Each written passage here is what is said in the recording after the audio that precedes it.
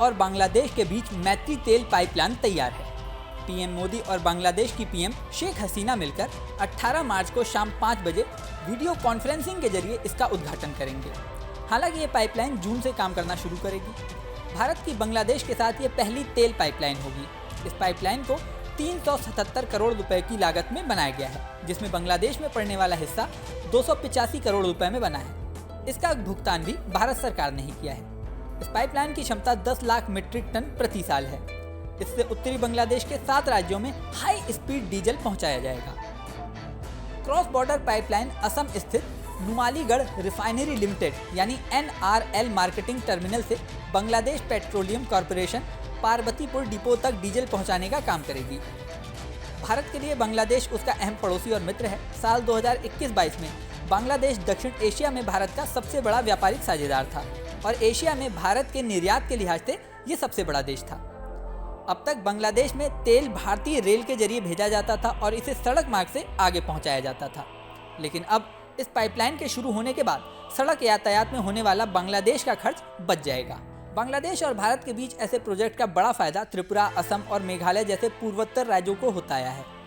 ये 3 राज्य पूर्वोत्तर में बांग्लादेश से आयात किए जाने वाले सामानों का जरिया है। इसे समझते हुए बीते कुछ सालों में दोनों देशों की सरकारों ने कई नए प्रोजेक्ट की शुरुआत की है, जिससे दोनों देशों की कनेक्टिविटी बढ़े और सीमाएं ज़्यादा खोली जाएं।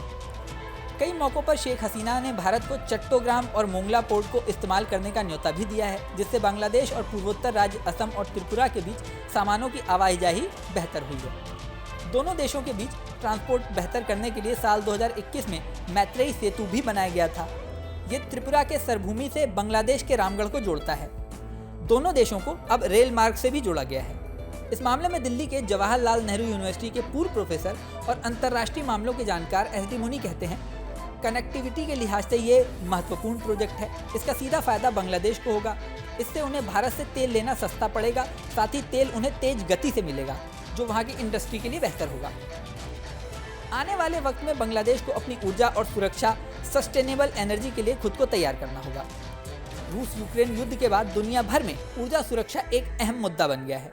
ऐसे में बांग्लादेश तक जाने वाला भारत का पावर कॉरिडोर उसके लिए सकारात्मक शुरुआत है। हालांकि भारत के लिहाज से इस प्रोजेक्ट में सबसे अच्छी बात है कि इससे पूर्वोत्तर राज्यों के विकास में मदद मिलेगी। अब जून में जब ये प्रोजेक्ट शुरू होगा, तब दोनों देशों को फायदा होना शुरू हो जाएगा। इस वीडियो में फिलहाल इतना ही। जल्द ही नया वीडियो लेकर आपके सामने फिर आएंगे, लेकिन जाने से पहले सबसे ज़रूरी बात, हमारे चैनल न्यूज़ नेशन को आपने अगर सब्सक्राइब नहीं किया है तो सब्सक्राइब कर लें। इसी के साथ स्क्रीन पर दिख रहा बेल आइकन प्रेस कर दें, जिससे हमारे नए वीडियोज़ की नोटिफिकेशन आपको मिलती रहे। मिलते हैं नेक्स्ट वीडियो में, बने रहिए न्यूज़ नेशन के साथ।